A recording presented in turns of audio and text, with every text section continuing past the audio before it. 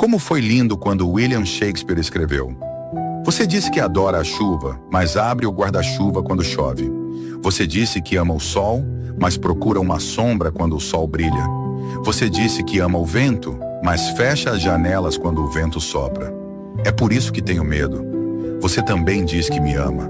Você disse que ama a noite, mas acende todas as luzes quando ela chega. Disse que ama a verdade, mas se esconde atrás de mentiras suaves. Você falou que ama a liberdade, mas prende tudo o que teme perder.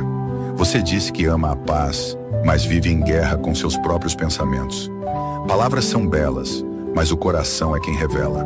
Por isso, tremo quando você diz que me ama. Não pelo amor em si, mas pelo que você faz com tudo o que diz amar.